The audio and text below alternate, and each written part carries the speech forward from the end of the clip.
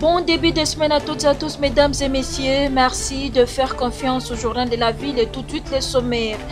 Bureau définitif de l'Assemblée nationale, Vital Kamerhe, candidat unique de l'Union sacrée pour la nation, a déposé sa candidature au poste du président de la Chambre basse du Parlement ce lundi 13 mai 2024. Un collectif de députés nationaux républicains, membres de la majorité parlementaire, demande au président de la République de mettre à côté la proposition du ticket donné par le présidium de l'Union sacrée de la nation pour le bureau définitif de l'Assemblée nationale et d'obliger une représentation équitable basée sur les valeurs. C'est tout pour les sommaires, mesdames et messieurs, et encore une fois, bienvenue dans ce journal.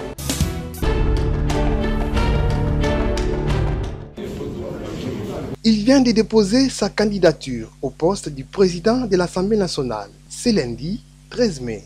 L'honorable Vital Kamerhe, candidat unique de l'Union sacrée de la nation, accompagné de ses membres du parti et quelques députés nationaux, dont Jean-Lucien Boussa, ministre sortant du commerce extérieur.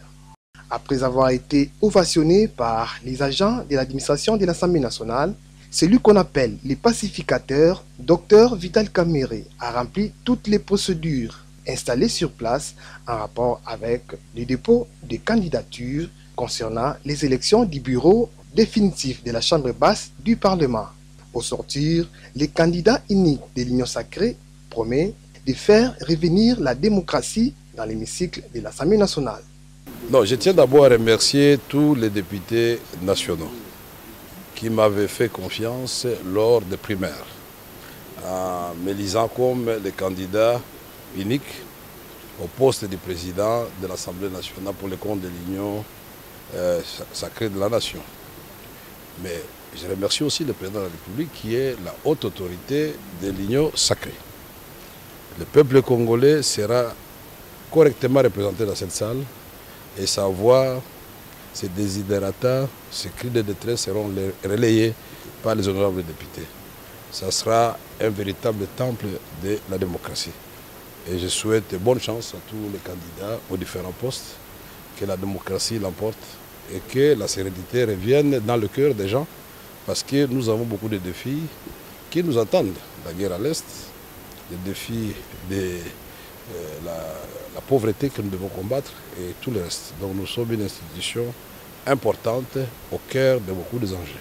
Signalons que c'est aujourd'hui qu'intervient la clôture du dépôt des candidatures pour tous les postes d'après les calendriers publiés par les bureaux provisoires de l'Assemblée nationale et les élections proprement dites est prévue pour le 18 mai 2024.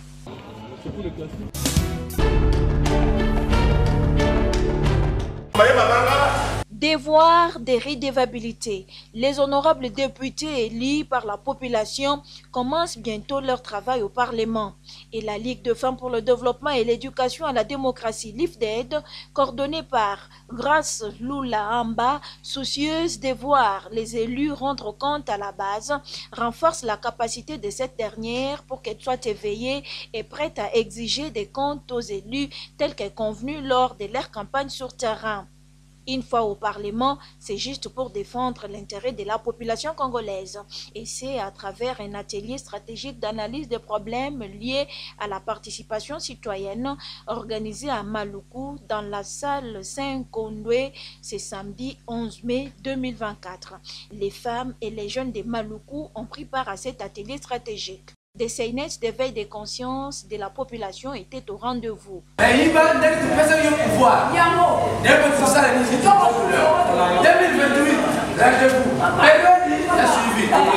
Très édifiés par cet éveil des consciences de la LIFDED, les femmes et les jeunes de Maluku s'expriment. Voter qui va député na biso la communauté, tozo zela ke bango baya kozonga epa na biso po batala ba problème tozo nango oyo ba tokozwa solution ensemble na bango. Bakenda ki na ensemble pour que balobela makam oyo eza lieu na communauté.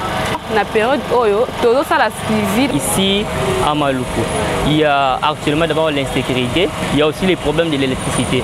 Il y a beaucoup d'aspects qu'on doit améliorer. Et pour la coordonnatrice de la Ligue de femmes pour le développement et l'éducation à la démocratie, l'IFDED, grâce Lula Amba, les honorables députés doivent rendre compte à la base. La redevabilité et le contrôle citoyen. Il faut que la population au niveau de la base sache que les élus sont en fait des gens à qui ils ont donné du travail. Là où ils sont, dans des assemblées, ils représentent la population. Et tout acte qu'ils posent, au moment où ils sont en vacances parlementaires, ils doivent revenir vers la population pour dire voilà ce que nous avons fait, voilà où nous avons des difficultés, voilà ce que nous avons déjà pu obtenir. C'est de cette manière-là que la population est informée. En revenant vers la population, les élus entrent dans la redevabilité, rendre compte. C'est avec l'appui des National Endowment for Democracy NED pour l'accompagnement du processus électoral dans la Tchangou que cet atelier est rendu possible par la LIFDED.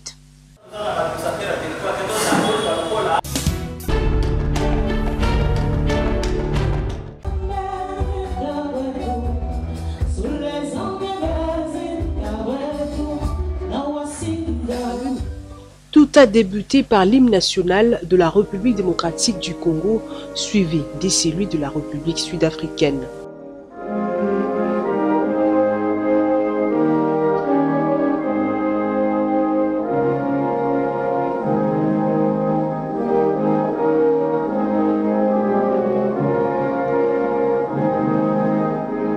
Dans cette belle salle du prestigieux Fleuve Congo Hôtel dans la commune de Gombe, il était question ce jeudi 9 avril 2024 de la célébration des 30 ans de l'indépendance de l'Afrique du Sud sous le thème 30 ans de démocratie, de partenariat et de croissance. Tenez, ce fut un certain 9 mai 1994 que des millions de Sud-Africains se rendaient aux urnes pour voter lors de premières élections démocratiques du pays après des années de domination de la minorité blanche qui a privé la communauté noire du pays de ses droits fondamentaux. Les souffrances de l'apartheid de ces années ont laissé des séquelles dans la mémoire collective. Des élections où un homme de race noire, Nelson Mandela, eut remporté.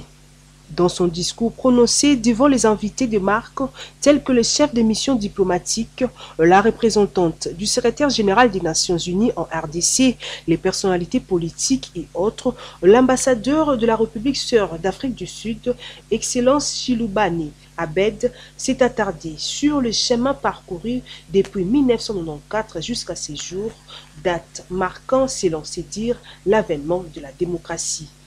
The road to democracy in South Africa was marked.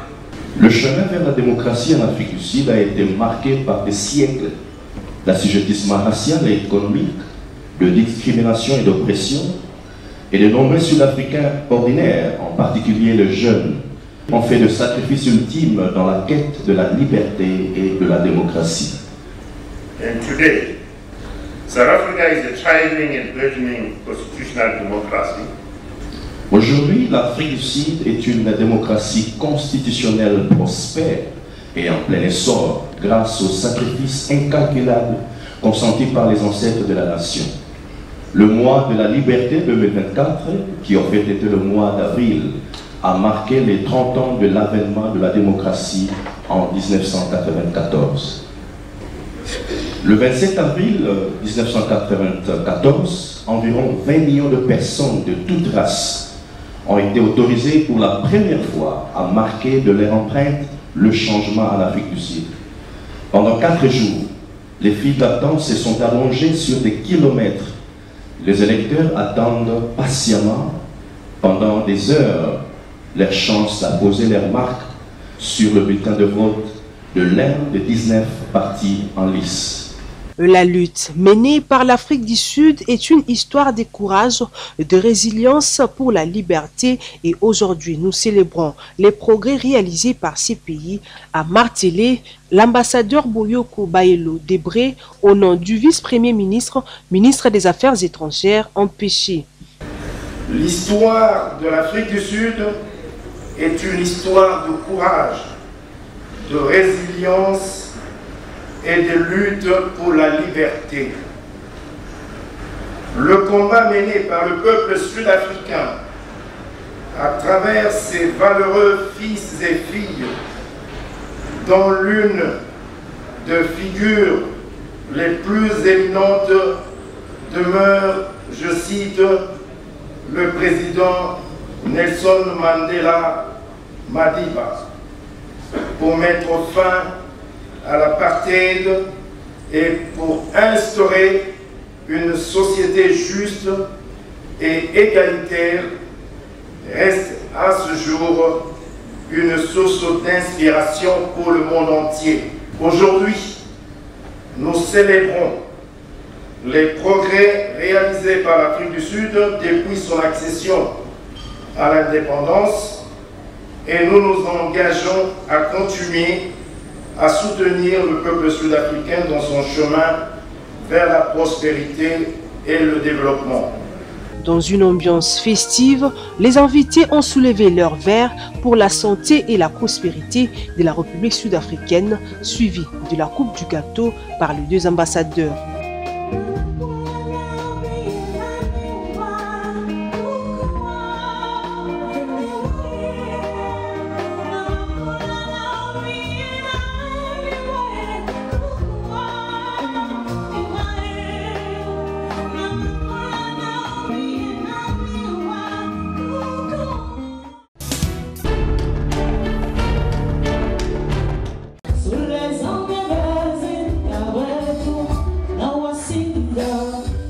« 9 mai 1994, 9 mai 2024, cela fait 30 ans depuis que la République sud-africaine a accédé à son indépendance.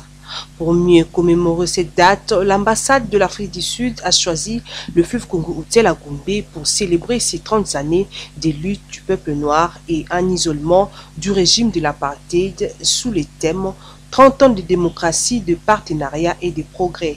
Les participants à cette journée ont tour à tour donné leur point de vue. Ça fait plaisir de voir que ce pays si important pour le continent africain est célébré de cette manière et qu'il y a autant de monde. Et en plus, pour moi, la personnalité de plusieurs hommes d'État sud-africains, dont un en particulier qui a été mentionné ce soir, c'est vraiment le type de leadership que nous cherchons pour le continent. Vous vous rappellerez qu'il y a 30 ans, ce pays a recouvré son indépendance. Et il y existait un système unique d'ailleurs, d'apartheid, il a pris fin. On ne s'imaginait pas que ça se terminerait dans la paix sans une grande guerre. Heureusement, ils ont eu des leaders visionnaires qui ont pu négocier le moment. Et finalement, c'est un pays qui fait rêver tout le continent pendant les 30 dernières années. On sait qu'ils sont confrontés à des défis énormes, mais en même temps, on sait qu'ils sont très résilients parce qu'on les a vus à l'œuvre. C'est un pays qui a d'excellentes relations avec nous et vous le voyez présent au Congo avec un peu plus de 3000 soldats, dont 1000 pour les FIB aux Nations Unies, un peu plus de 2000 pour le SAMI RDC, c'est-à-dire l'intervention des troupes de la SADC en RDC pour faire face à l'agression rwandaise. Donc c'est vraiment un pays avec lequel nous entretenons d'excellentes relations. Dans la croissance humaine comme dans la croissance des États, il n'y a pas un point culminant. Les États, les hommes, les systèmes ne cessent de s'améliorer. Aujourd'hui, l'Afrique du Sud est partie de quelque part. Il a atteint un certain niveau de croissance et il est encore en train de monter en puissance. L'Afrique du Sud fait partie de la fierté de l'Afrique, du monde en général, de l'Afrique en particulier, parce que c'est un exemple de mélange des peuples, de civilisation, ainsi qu'une puissance pas seulement africaine mais mondiale à travers notamment les BRICS. Donc aujourd'hui, il a sa place dans le concert des nations et l'Afrique et en général la République démocratique du Congo ne peut être que satisfait d'avoir un partenaire comme l'Afrique du Sud.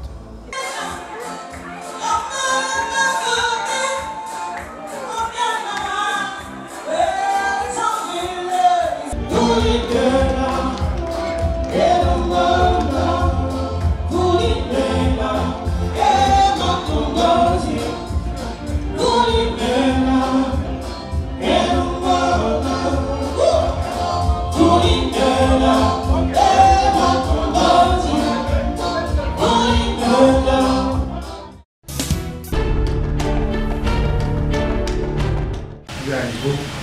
Le bureau des liaisons avec le Parlement de la Cinco, BLP5, à la manœuvre dans les entités territoriales décentralisées de la ville-province de Kinshasa, où un contenu pratique a été administré au concept de la gouvernance locale participative.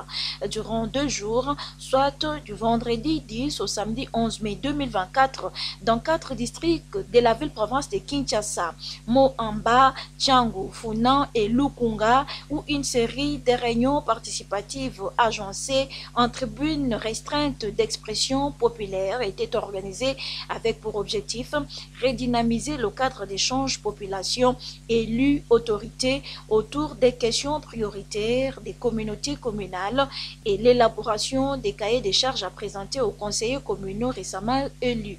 Au cours de ces tribunes d'expression populaire, il était aussi l'occasion pour les BLP5 de renforcer les capacités interactives de la population pour la rendre capable d'exiger plus de redevabilité de la part de ses autorités et élus de proximité dans l'exercice de leurs missions respectives, et c'est dans le but d'influer sur leurs décisions.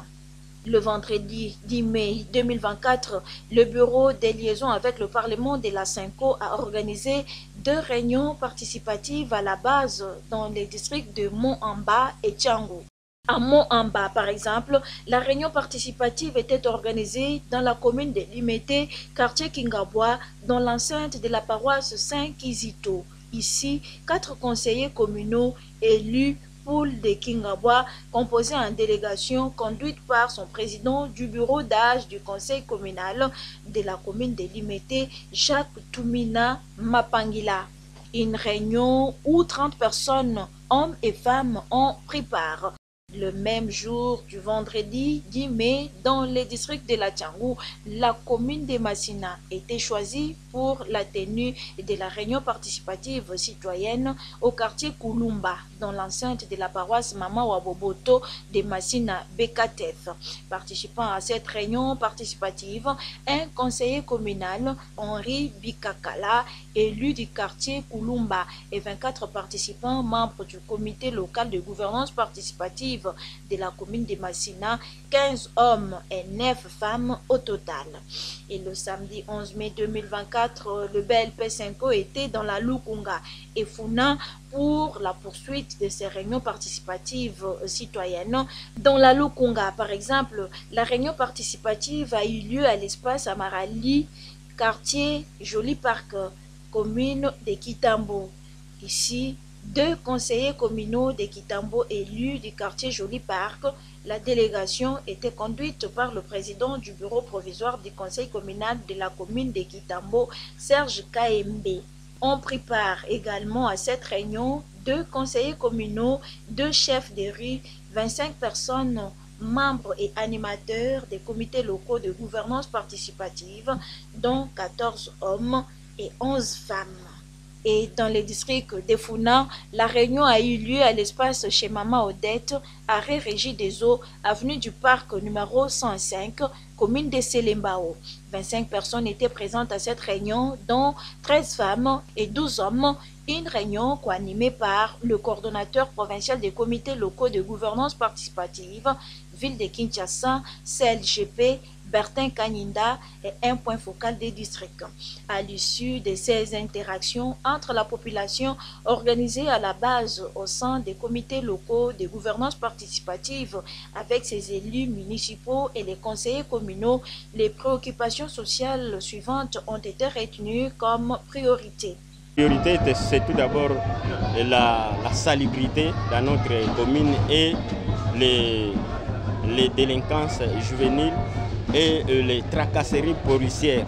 C'est ce que nous avons comme prioritaire. Nous devons redynamiser le cadre de conservation de CLGP mis en place depuis 2014 pour commencer à faire maintenant le travail, à faire les échanges, à faire les cahiers des charges, à remettre aux conseillers municipaux pour enfin avoir des décisions qui vont aller à l'avantage de la population.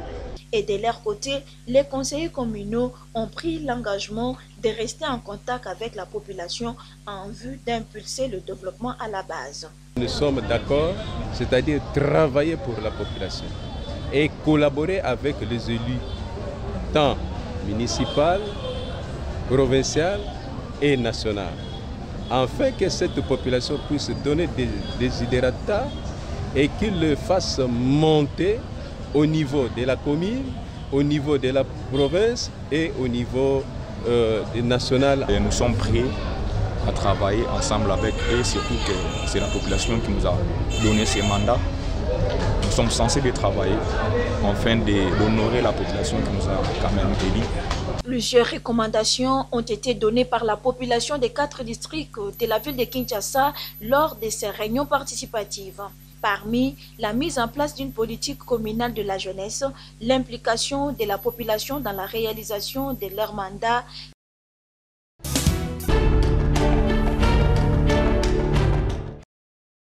Le cadastre minier informe que, sauf erreur ou omission de sa part, le paiement des droits superficiels dus pour l'exercice 2024 des droits miniers ou des carrières dont liste est disponible sur son site web www.cami.cd n'ont pas été retracés par nos services financiers à la date du 15 avril 2024.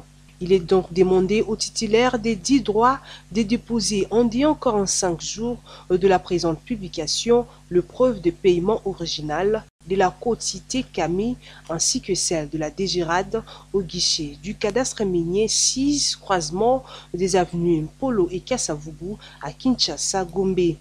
Passé ces délais, les titulaires non en règle seront déchus de leurs droits conformément à l'article 287 du Code minier. Un communiqué signé pour Paul Mabolia Yenga, directeur général du cadastre minier.